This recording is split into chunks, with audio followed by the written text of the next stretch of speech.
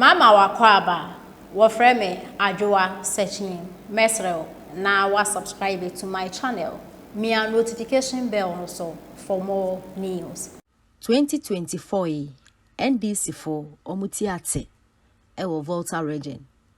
And the Voltarians is omweni abre papa anya sempeto akra because NDC for omo say sebio omo ejimi omo enimi yansa. Omo say sit match ye me and Ghana ye di Independence Day. One of their constituencies no omo the NPP flag echo ho. And your mobile Mahama pa away and your man penda da Mahama and NDC for ebu omo kwasia. Ensinya de ombetina ho na kwasia bu na sanso abasubio because Volta region for acheso omo cheso omo ato aba ato omo mfaso bi omo ya. My friend said, see defense. Our man penny kufo a disc jai. So one fan quay see defense and see defense in Ambasso. In Suzila, that is a boo more dying. Voter region for free education, NPP for Nediaba and Omunya son faso. And your more to Abama and this year, Omunya faso bakumpo into 2024 day. NPP for a fat. No man penda da Mahama crowd, no who you're moving him basa. Flag bearer no more way free central region. Eh, nasa no Volta region for no one deserve it. One same fact as will be your position. Apart from a friend is a Papa Jerry, our the NDC party nearby our ability, you know. That is any Volta region for your position be a B1. And no more she answer 2024 day. NPP and a quainty and seminal is a coy. Mantemu for Buafupa. Oh, if he last week by NDC General Secretary. I own say last week. You know, buy you know, na John Kuma Wunity. Yentimi anka Jena no poku ajman. Na you know, ne appointment to say nomination no hasam kesim. But you woman say, go down. NDC being led by John Dramani Mahama. A good voter region for anyone. Na oma gutobu afeden so anyone. Because see, over the years, NDC fire very, very loyal and faithful to NDC Amanyukuno. Made the graph betro, made Nima betro, na NDC voting party voter region. Na saying NDC for any voter region for any abom hoso.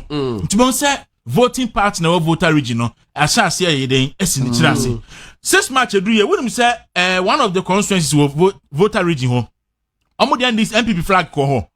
Emma, no more your mama into two, say your mama is dada for. Yeah, me who's some matching. Yes. And voter region, one that you know who say on 6 March, yeah, the vote MPP flag, beko voter region, parade grounds near Kwakoye. And because of say voter region for who say NDC for dada for. Go on, NDC for be peranimate. Asante mi nimu ase na no graph no guso horoma anka de betimi the voter region atoso now the central region atoso at every point in time NDC were a candidate from the central region on ticket from 1992 na central region e behave no central region entimi yenye region betimi aka say a loyal to NDC but betimi aka say voter region a loyal to NDC enti abre ajoma ebe kon tetemi na mo yes say on for be enfi voter region enti edin e ba ni honorable do ajaho na on first edin e ba Sylvester Tete because only a voter mensa Sylvester Mensa only a voter ne enkran enti na ko be boa pa na mo say Sylvester Mensa eswa oye fairly young enti mbema no advantage over others enti mo po obi a Joma ma wia onne ne beden onne ne beko na mo aka akiri no sala bi no mo ne spogabe no so apre ena mo so okay sa na tie dia sa ni pa no voter region will be enti voter region e will be to say orado ajaho ono so wasom party na nani afi a wo je ne kwa ono so nani afi obetimi no na eden e dia kofi ena mo bo adam penifo din still na joma ma nje ena omuko hu togbu afede ti akunya tunu so ema for the first time Toby afede. That's better any go on. Yeah, that's sorry and pada sorry your front page of Daily Graphic. Bang. Yeah, the Asante produce evidence in the bra. Front page Daily Graphic. Na e da ho. Em say that na ye Monday say ya 12 February. Na e Daily Graphic enim kakra.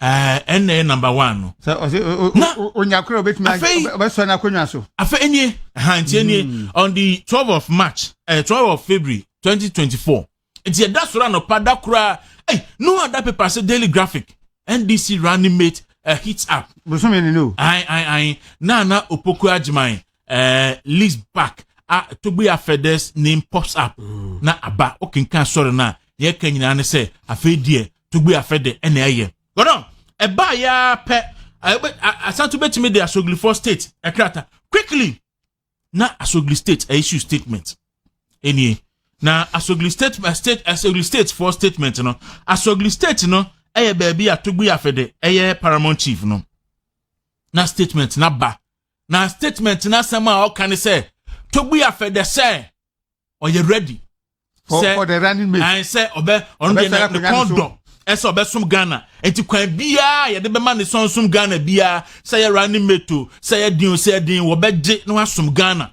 na Asogli state issue statement na wajja kunya tuntum na to nti Togbe Afede ye ready say na obe adjudicate obe vacate ni seat mebo abdicate be abdicate ni seat na why then wafa Mahama running mate no go on anche asante for headlines ne bra na fe news portals na sha se flow na headlines no eba nti Togbe Afede want to reject any opportunity to serve Ghana where city newsroom na city newsroom for Ediaba hono mo na etwatwa so adum online serve Ghana in any capacity to respond to rumors no so na Ediaba na Ghana is ready to abdicate his stool to become Mohammed's running mate Sidi Akrobotu na no so aba I'm ready to partner John Mahama as running mate na enemu a afei na eba na chise Fede Togbe Afede just NDC for epenipa wo voter region a partner Mahama no na fe mo ko to the extent say Afede yakohu ahimport se Togbe Afede ama Togbe Afede are you ready say obeje na kunya tuntum ato na wakobojo Mahama na at least NDC after all is no omanya enipa a voter region for so nya nipa e de akọ no afei wa na benefsin buy the Daily Dispatch asante for Daily Dispatch na benefsin buy NDC's 2024 VIP slot Mahama to maintain centrals Nana and drop voters Afede we date be we check date ni mami o dey mami check date ni kra ha na aba nti we on the 14th and the first one about graphic then about on the 12th on the 14th na Daily Dispatch at the buy Valentine's Day and no matter to be Afede ni voter region for nyina broken heart and na odi bebe 2 mu wodi 2 mu a ampanya pa di mu na je say na no ifiada first match